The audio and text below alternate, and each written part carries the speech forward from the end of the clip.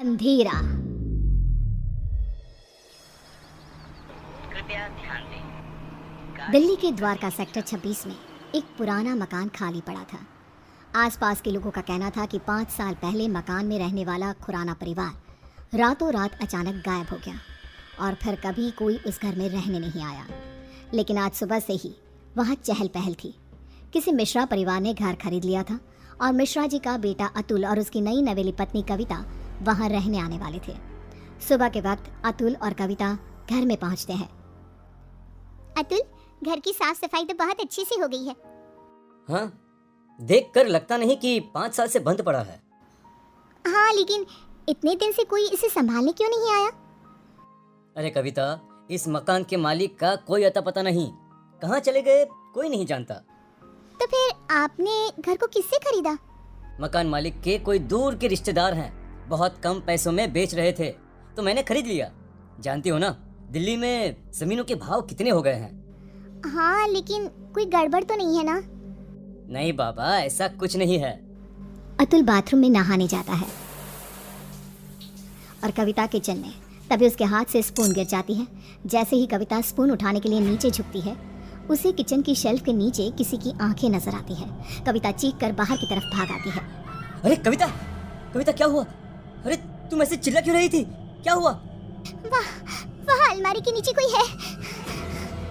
अतुल नीचे झुक कर देखता है और घबरा के पीछे हट जाता है। मैंने कहा था ना, कुछ है वहाँ पर। अतुल, चलो हम यहाँ से चलते हैं। तुम भी ना कविता, वहाँ कॉकरोच है और कोई भूत नहीं है। एंड आई नो तुम्हें कॉकरोच से कितना डर लगता है। अतुल, मैं सच कह रही हूँ, वहाँ कॉकरोच नहीं बल्कि कुछ और था। किसी की आंखें। मुझे डर लग रहा है, मैं यहाँ नहीं रह सकती। अतुल कविता की बात नहीं सुनता और रात होने की वजह से कविता को सोने के लिए कहता है। डर की वजह से कविता को नींद नहीं आ रही थी। तभी उसकी नज़र कमरे की छत पर लगे फैन के पास एक मकड़ी पे जाती है। वो मकड़ी को देखने लगी। देखते ही देखते कविता को एहसास होता है कि मकड़ी का आकार बढ़ता जा रहा है। कविता घबरा कर चीखने की कोशिश करती है, पर तभी वो देखती है कि मकड़ी एक डरावनी शक्ल में बदल गई। अतुल, उठो, वो देखो। क्या हुआ कविता? तुम ठीक तो हो ना? क्या हुआ? वो देखो अतुल, वो कौन है? एक छोटी सी मकड़ी, और कौन? इस घर में कुछ अजीब है अतुल, हमें यहाँ नहीं रहना चाहिए। ऐसा कुछ नहीं है, बेकार में डर रही हो तुम। अगली सुबह ब्रेकफास्ट के टाइम पर। कविता, आज मैं ब्रेकफास्ट नहीं कर पाऊंगा, मुझे बहुत देर हो गई है। प्लीज अतुल, कुछ तो खा लो। देखो, मैंने नाश्ता टेबल पर लगा दिया है। प्लीज कविता, तुम फ्रिज में रख दो, मैं निकाल कर खा लूंगा शाम को, ठीक है? Okay bye. अतुल ऑफिस चला जाता है और कविता किचन में काम करके जैसे ही बाहर निकलती है तो देखती है कि डाइनिंग टेबल पर एक बुजुर्ग औरत और एक आदमी बैठ के ब्रेकफास्ट कर रहे थे। कविता ये देखकर खौफ से भर जाती है। कौन है आप लोग और यहाँ क्या कर रहे हैं? अतुल, बचाओ। क्यों डर रही हो बेटा? मैं इस घर का मालिक हूँ, रंजीत खुराना। और मैं इनकी बीवी रमनदीप खुराना। लेकिन आप लोग तो गायब। मेरा मतलब। किसने कहा? अरे हम तो यहीं रहते हैं, इसी घर में। वो देखो, हमारे कपड़े, सारा सामान सब तो है। लेकिन बेटा, जब से तुम आई हो ना, हम बड़े खुश हैं। अकेले पड़ गए थे ना। कविता ने चारों तरफ देखा और वो हैरान रह गई कि घर में खुराना और उसकी बीवी के कपड़े और सामान नजर आ रहा था। कविता घबराहट की वजह से दरवाजे की तरफ बढ़ती है ताकि वहां से बाहर जा सके। तभी एक यंग औरत उसके सामने आ जाती है। कहाँ जा रही हो? मेरे मम्मी पापा ने कहा ना कि वो अकेले हैं, उनका ख्याल कौन रखेगा? कौन है आप सब? कौन है? जाने दीजिए मुझे। मैं इनकी बेटी हूँ ना, क्या करूँ? मैं तो मरने के बाद इनका ख्याल रख नहीं सकती। अब तुम्हें ही ये काम करना होगा ना। हेल्प, कोई बचाओ मुझे। कविता भागती है और अपने कमरे में जाकर एक कोने में बैठ जाती है। पूरा दिन वो एक जगह बैठी रहती है। शाम को 5 बजे अतुल घर आता है और कविता को ऐसी हालत में देखकर परेशान हो जाता है। क्या बात है? अरे तुम यहाँ ऐसे? तुम्हारी तबीयत खराब है क्या? क्या हुआ? वो अतुल खुराना और उसकी बीवी यहाँ इस घर में। कौन खुराना? कविता, ये क्या बहकी बहकी बातें कर रही हो तुम? इस घर के मालिक अतुल, वो वो यहीं है, इसी घर में। मैंने उन्हें देखा है, और उनकी बेटी भी। तभी कविता ने देखा कि बुजुर्ग औरत, आदमी और उनकी बेटी कविता के ठीक सामने आकर खड़े हो गए। वो देखो अतुल, वो सब यहाँ है, तुम देख रहे हो ना? ओ ये, अरे ये तो मेरे मॉम डैड हैं। इनसे डरने की क्या जरूरत है? चलो अब उठो, डिनर बनाओ सबके लिए।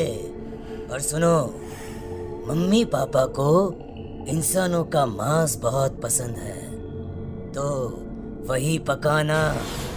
क्या क्या कहा तुमने? तुम्हारे मम्मी पापा? लेकिन तुम अतुल मिश्रा मेरे पति हो, और ये खुराना, और ये क्या मजाक है? इंसानों का मांस? कौन हो तुम? ओह अच्छा, तुम्हारा पति। तुम उसकी वजह से परेशान हो। रुको। अतुल पीछे पलट कर देखता है और फिर जैसे ही वो कविता की तरफ पलटता है, कविता ने देखा कि उसका चेहरा पूरी तरह से बदल गया था और अब वो किसी भेड़िए की तरह नजर आ रहा था। कौन हो तुम? मेरे पति कहाँ है? क्या किया तुमने उसके साथ? अतुल ने रूम की छत की तरफ इशारा किया। कविता ने देखा कि अतुल का शरीर रूम की छत पे चिपका था। वो मर चुका था। अतुल को ही बचाओ। अब कुछ नहीं हो सकता। जानती हो, ऐसे ही उस रात हम सबको मार के छत पे लटका दिया गया था। क्या गलती थी हमारी और मेरे परिवार की? इसी फैन के पीछे हमारी डेड बॉडी छुपा दी गई, फॉल सीलिंग करवा के, ताकि किसी को पता ना चले। हम सब यहाँ कैद हैं। लेकिन तुमने मेरे पति को क्यों मारा? उससे तो मरना ही था, क्योंकि उसके बाप ने, जो कि एक कॉन्ट्रैक्टर है, इस घर को हड़पने के लिए ये सारा खेल रचाया था। उसकी सजा तो मिलनी ही थी। मुझे जाने दो, मैंने तुम्हारा क्या बिगाड़ा? नहीं, अब तुम हमेशा के लिए यहाँ कैद हो। हमारी भूखी तड़पती आत्मा को संतुष्टि करने के लिए एक जिंदा इंसान का इस घर में होना जरूरी है। और अब से ये काम तुम करोगी। किसी को पता नहीं चलेगा कि तुम कभी यहाँ आई भी थी, हैं?